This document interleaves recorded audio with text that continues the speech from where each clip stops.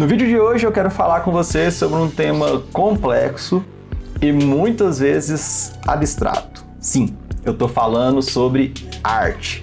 E a ideia aqui não é definir arte, até porque são definições das mais diversas e a gente gastaria muito tempo para isso, mas eu quero falar especificamente sobre a necessidade de arte e por que ela importa para a sua vida.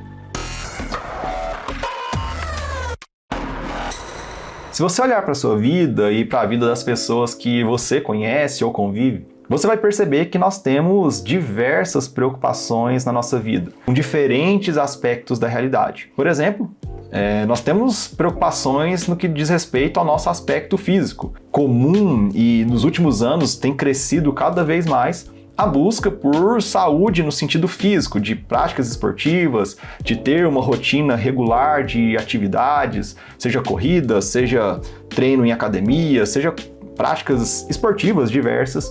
E tudo isso para a gente buscar mais saúde, para a gente buscar um envelhecimento mais longevo naquilo que nos compete, enfim, ter uma vida de fato mais saudável, e isso é perfeitamente legítimo que seja buscado. Outras preocupações diz respeito ao nosso aspecto biótico.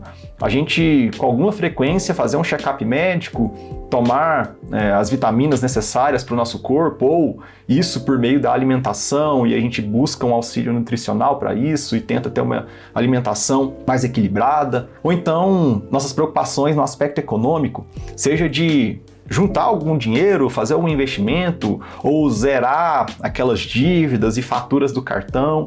Enfim, a gente tem diversas preocupações em uma realidade que é complexa, que é multifacetada e que tem diferentes aspectos. Mas se a realidade, ela de fato tem tantos aspectos assim, se a gente experimenta a realidade de diferentes formas, com diferentes ênfases e aspectos, por que a gente dá tão pouca ênfase ou tão pouca intenção, tão pouca preocupação com o aspecto estético?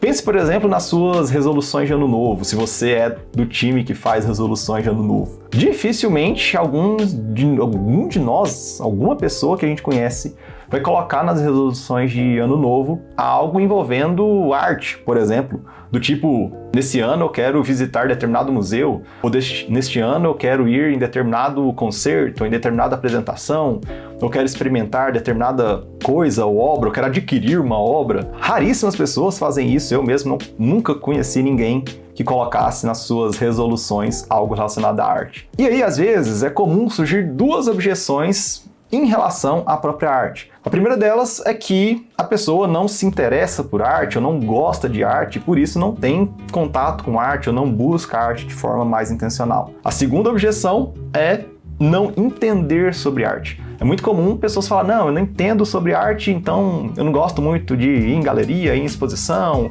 e em apresentações, porque eu não entendo, para mim não faz muito sentido, então eu prefiro abrir mão. Só que quando a gente não se interessa ou não gosta de arte ou não preocupa com o aspecto estético na nossa vida, e quando eu tô falando de aspecto estético, eu não tô falando de fazer plásticas e coisas do tipo no nosso próprio corpo, eu tô falando de lidar, de fato, com obras de arte, de experimentar obras de arte. Se a gente não faz isso, obviamente que a gente não vai morrer por conta disso, diferentemente se a gente não lidasse bem com a alimentação, onde a gente pode sim ficar desnutridos e isso pode acabar gerando sérios problemas de saúde, mas nós teremos uma experiência empobrecida com a realidade. Nossa experiência com o mundo que Deus criou e com as potencialidades desse mundo e com as nossas capacidades de apreensão desse mundo serão empobrecidas. Nós lidaremos com a realidade de uma forma um pouco menos rica do que aquilo que a própria realidade nos permite experimentar por meio da arte e somente por meio da arte. Quando a gente ouve um belo concerto,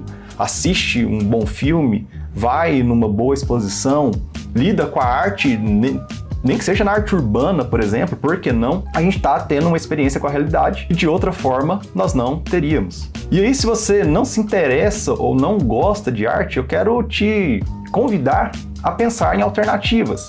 Por exemplo, quando a gente lida com um autor bem consagrado dentro da literatura, Dostoiévski. É muito comum que as pessoas que gostam muito de Dostoiévski façam uma lista de como ler Dostoiévski, no sentido de quais obras a gente começa primeiro ou começa depois. Por que isso é importante? Porque se a gente pega, talvez, as obras mais consagradas do autor, que geralmente são as mais complexas e mais densas, provavelmente você vai desistir logo nas primeiras páginas. Você vai achar aquilo chato, confuso, um emaranhado de personagens e tramas, e aquilo não vai fazer o menor sentido, você vai desistir de ler a obra do autor. Mas se você começa pelas obras mais simples, os contos, por exemplo, ou textos mais introdutórios, mais fáceis de serem, mais palatáveis, você consegue então ir pegando gosto por aquilo, você vai compreendendo, você vai entendendo como que o autor pensa as narrativas e escreve suas histórias, e daí você consegue então ir progredindo. E com a arte não é diferente, inclusive a gente está falando aqui da literatura, por exemplo, mas com outras expressões artísticas é a mesma coisa. É muito difícil você chegar num artista que tem uma grande complexidade e já querer de cara compreendê-lo. Começa pelas coisas mais simples, vai entendendo, compreendendo, e daí você tem condição de, ao longo do tempo, buscando e formando repertório e categorias para compreender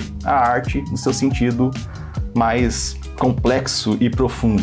E em relação à segunda objeção de não entender sobre arte, aqui é uma resposta talvez óbvia, mas que ela é verdadeira. Nós precisamos de instrução para compreender arte.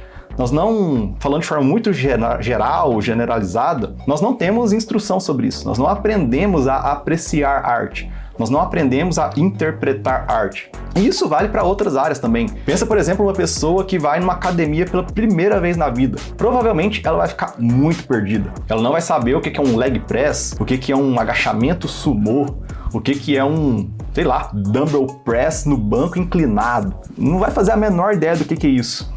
E o que ela precisa fazer? Buscar ajuda de um instrutor, de uma pessoa que vai estar ali para auxiliá-la, para introduzi-la dentro daquele universo. Muito provavelmente ela vai começar com os exercícios mais simples e ao longo do tempo ela vai se familiarizando e indo para os mais complexos. Com a arte é a mesma coisa. Nós precisamos de pessoas para nos conduzir nessa jornada de apreciação artística. A gente precisa de fundamento, de base, de ir numa galeria, por exemplo, e ter uma visita guiada que vai nos dar um breve pano de fundo sobre as obras que estão ali, ou estudar um pouco mais sobre estética, sobre uma filosofia estética, sobre críticos culturais, ler blogs sobre o assunto, porque aí também a gente começa então a entender mais sobre esse universo, e à medida que a gente vai entendendo mais, aquilo vai ficando mais compreensível para nós. Então, eu quero deixar essas duas dicas e finalizar com uma frase do Makoto Fujimura no livro Cuidado Cultural, mais especificamente, lá na página 98, o Makoto, que é um artista, e ele vai dizer o seguinte, que o verdadeiro propósito da educação artística é criar seres humanos plenos, capazes de levar uma vida bem-sucedida e produtiva